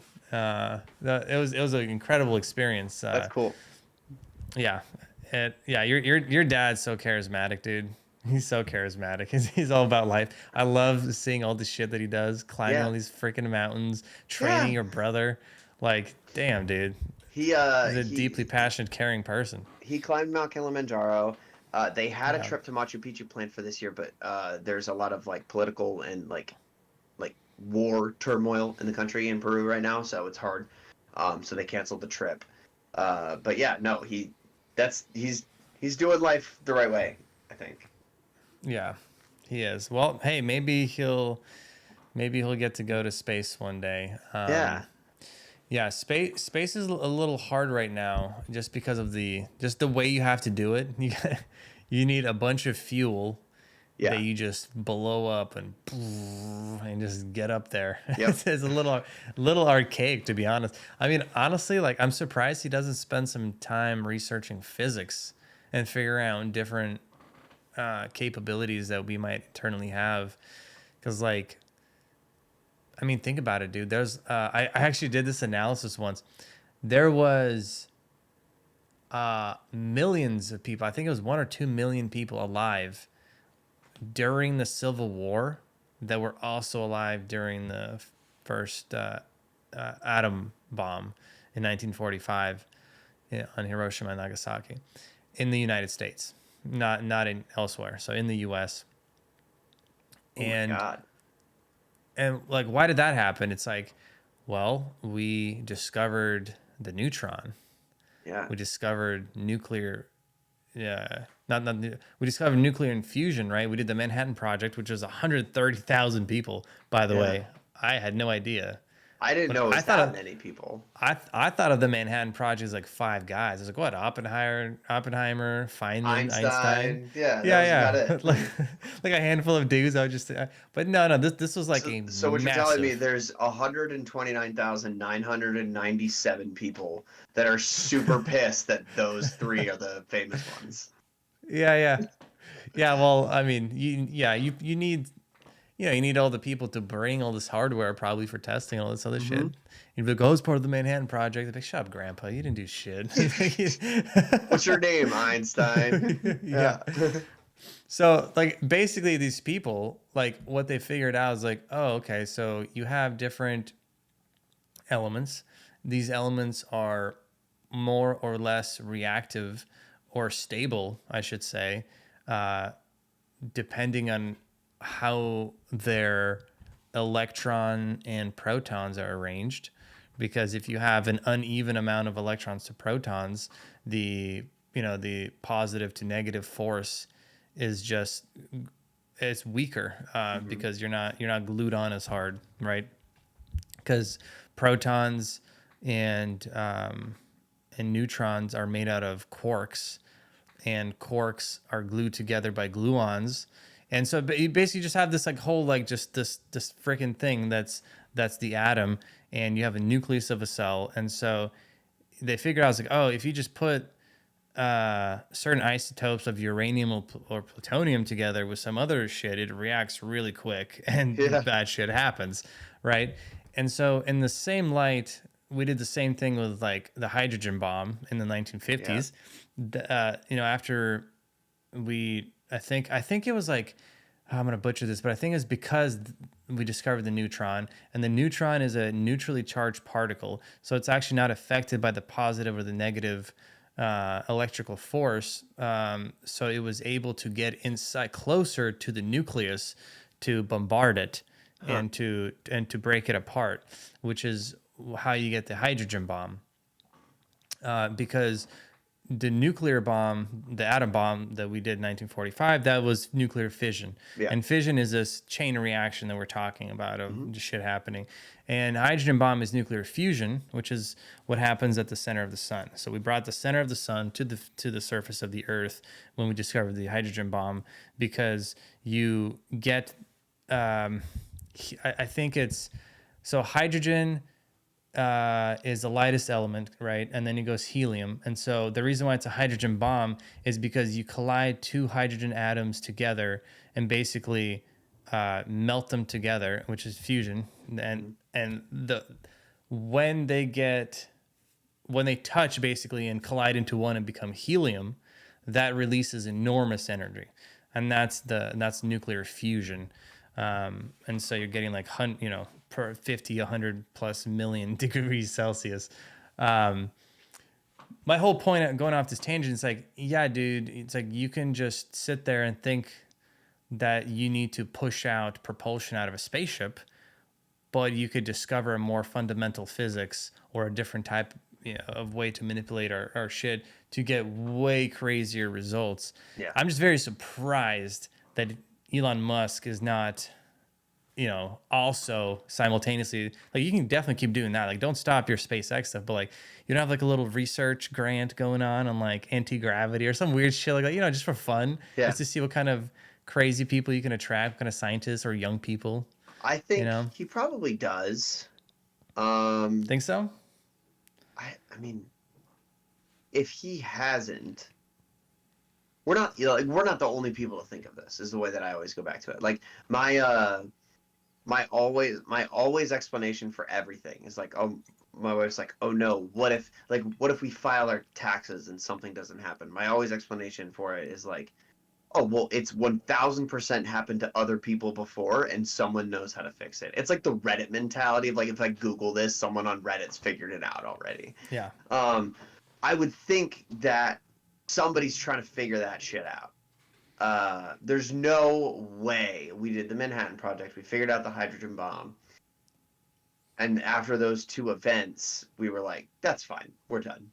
You know, someone's trying to figure out a much slower burn stream of continuous epic amounts of energy, which would change the world. I mean, we would stop having to burn fossil fuels and stuff like that. Uh, but yeah, somebody's trying to figure it out. And the problem is like, if you mess up, you die. You know. Oh. Well, dude, did you know that I think it was like in the 30s when they first, man, when did Fermi, I think it was Fermi at the University of like Boston or something like that. He was experimenting with nuclear chain reactions under the bleachers in the in the freaking stadiums there. And they let's see, I'm gonna ask, when did Fermi experiment with nuclear reactions? Okay, I gotta. Oh man, it did that thing where it's like, I don't know up to date I information. no, it needs to refresh. It Oh, definitely knows this fucking information. yeah. As I said, this is pretty old. Well, think about it. Uh, The first time we were able to dramatically impact something on the scale of a city, and then the second time we did it, it was like 3 times that size. There's nothing saying that the third time we make a breakthrough, it doesn't rupture the planet's core. Like, we have to be so careful with the powers that we're playing with here.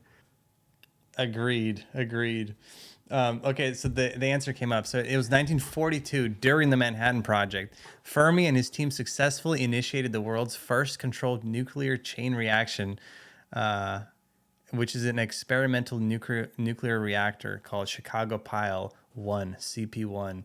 And it was literally under the bleachers of the stadium at the University of Chicago. And so we like trusted this, like it never been done before.